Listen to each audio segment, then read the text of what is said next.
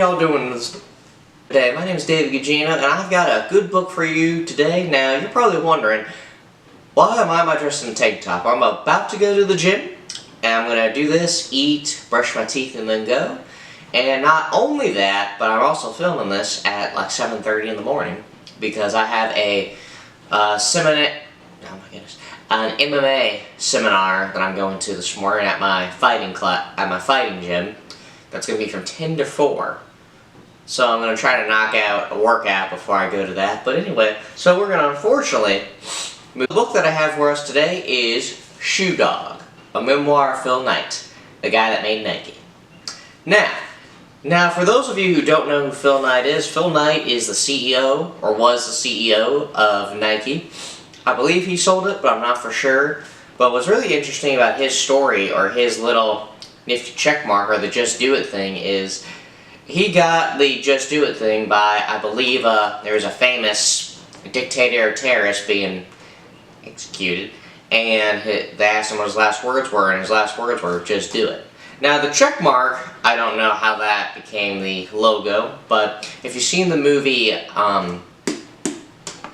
Air, which has Phil Knight and the people who did the branding with Michael Jordan and made the Jordan shoe, it'll explain more about how Phil Knight, not really how Phil Knight became who he was, but how he got involved with Michael Jordan and stuff like that. But Phil Knight had an interesting life.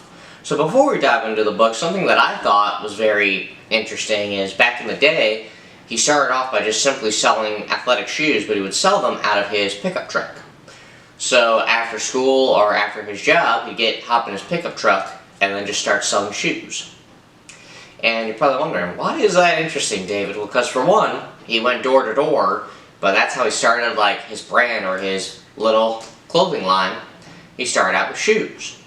And you all might think, honestly, back in the day, that's what you did.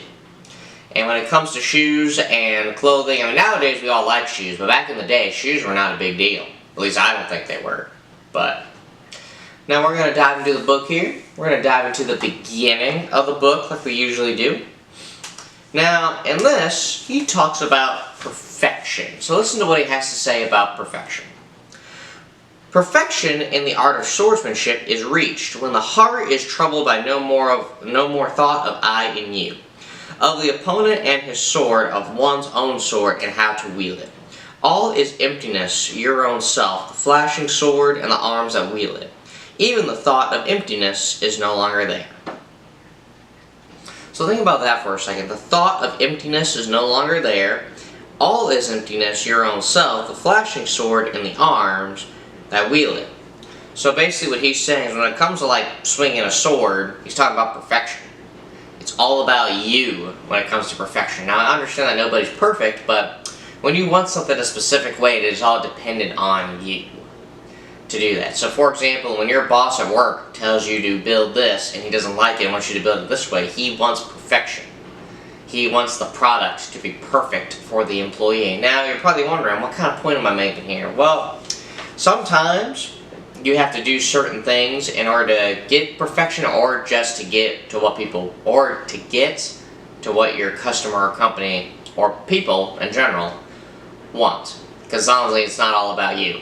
If you sell something to a customer and they're like, well, I like it like this or like that, you're going to try to improve it so people buy more, or that same customer becomes they regularly buy your stuff. It's like regular people at restaurants. When you go to a restaurant, someone wants their steak or their food cooked a specific way, and the restaurant cooks it that specific way. They keep coming back, and that's why they keep coming back, because they like it to their perfection. Now, nobody's perfect, don't get me wrong. Sometimes you might not care. There are days where I don't care at my job, but a lot of the times it's not all about you. It's like Phil Knight probably didn't want to sell shoes out of his pickup truck, but it wasn't all about him. It was about him, but building his business, and that's what he had to do. So, perfection in the art of swordsmanship is reached when the heart is troubled by no more thought of I and you. It's when you feel as if you haven't done good enough or done better enough, to where, you know what, I think I can make this better. Not only that, just thinking, what can I do to make this better? It's like in daily life, what can you do to improve yourself? So, for example, I'm going to the gym. I'm going to see what I can do to let everything burn and get out of there within an hour and 15 minutes. And then after that, I'm going to see if I can find a routine to rest a little bit or something before my seminar. But the point that I'm trying to make here is you just figure out how to improve yourself and to make yourself more efficient to where you're not constantly rushing, because that's how people get burned out. So you have to find that happy medium with your schedule. And all is emptiness, your own self, the flashing sword and the arms that wield it. Even the thought of emptiness is no longer there. So first, yourself, you're empty. But then as you really start to improve and start to wield your sword and make it to perfection, the thought of emptiness is no longer there. The thought of it's not good is no longer there. The thought of you still trying to make it right is no longer there. So think about that for a second. So now the next thing that I have for you is another good part. This is way down in the book. This is on page 353. This is a big book, by the way, on page 353. So listen to what Phil Knight, I'll say listen to what Phil Knight says. Hold on one second here. Yeah, listen to what Phil Knight has to say. Just listen to what he has to say. When you make something, when you improve something, when you deliver something, when you add some new thing or service to the lives of strangers, making them happier or healthier or safer or better, and when you do it all crisply and efficiently, smartly, the way everything should be done, but so seldom as you're participating more fully in the whole grand human drama, more than simply live. You're helping others to live more fully, and if that's business, alright, call me a businessman. Maybe it will grow on me. So listen to what he said right there. More than simply alive, you're helping others to live more fully, and if that's business, alright, call me a businessman. Maybe it'll grow on me. So what he's saying here, as I'll probably read that again, what he's saying there is in life, not everything's about you. And it's like with everywhere you go. When you're in a restaurant and you're waiting for your food for a while, yes, it could be frustrating, but it's not all about you. The kitchen could be backed up. You might have a horrible waiter who forgot to ring in your order, and when that does happen, it's not your fault, but also think of all the other people that have had to wait on their food, or think of the people who haven't even sat down yet. Because something like when people say count your blessings, I mean, people should be very blessed that you got to sit in that restaurant, be very blessed that you got there. And some people do not think about that, but I mean, in life though, not everything's about you. Now sometimes I'm a little selfish myself. I like to eat on my breaks at my job. I like to train, and sometimes when it comes to hanging out with friends, I have a couple of friend groups, but when it comes to hanging out with friends, sometimes I'll just say no to either train or have peace in my home. And now to film stuff like this, probably not, because this is more of just a hobby. I mean, I like how I've been consistent with making these. Sort of, my life has changed a little bit, but not everything is about you, but it does not hurt to be a little selfish. So a good example in my life, people want to train with me or work out with me, like a lot of people do. But I tell them no, because I tell them this answer. I tell them I'm a little selfish with my training, but here's the reason. The people who want to train with me are not as experienced as I am. There's nothing wrong with that, but I'm also not a trainer, and I also working around people's schedules. I don't get paid to do it. I'm not working around my schedule to do that. Also, it's like I could work out with you one time and that'd be great, but consistency is key. So you gotta take that information I give you and live with it. Some people do not get that. Watching this who work out, just be selfish with your time with weight training. Focus on you. Focus on building your muscle and your body. Now, training with people is fine. Having a great training partner is great, but it does not hurt to be a little selfish. And that's one of those things I'm the most selfish in my life. But when we get back to the main point here, when he was selling shoes, or when he was making shoes, he was thinking about the product and how people like it, like how he mentioned in the first part of this video about perfection. Now, when it comes to this, add some new thing or service to the lives of strangers, making them happier or healthier or safer or better. When you do it all crisply and efficiently, smartly, the way everything should be done, but so seldom, is you're participating fully on the whole grand human drama. So for example, you're participating in your guests and how they want it, and how they want it delivered, and how not only that, but how it can make them healthier, safer, better, or, get this, happier. It's a very sad quote by a Hollywood celebrity I won't mention. But he mentioned, people ask you how your job is, People ask you how your day's been. People ask you how your business has been, and those are just examples. But then he ends it with, but no one ever asks you if you're happy. And honestly, there are some people who are not happy with their jobs. There are like super famous people who make millions of dollars doing this thing and they're not happy doing it. And then there's stories of people who love what they do. People who are really rich and famous love what they do, or people who work an average job, or people who you meet who've done the same job for 30 years love what they do. So it's simple if you really think about it, but you also do have to think though that when it comes to making yourself happy, you do what makes you happy. Working out makes me happy. Getting up in the morning, rolling out of bed, I say chase my dreams, but I've been up since 6 in the morning, and most people would have failed on a day off like I have and just chose to sleep. Now, yes, I have a reason to get up, but honestly, beating my mind makes me happy.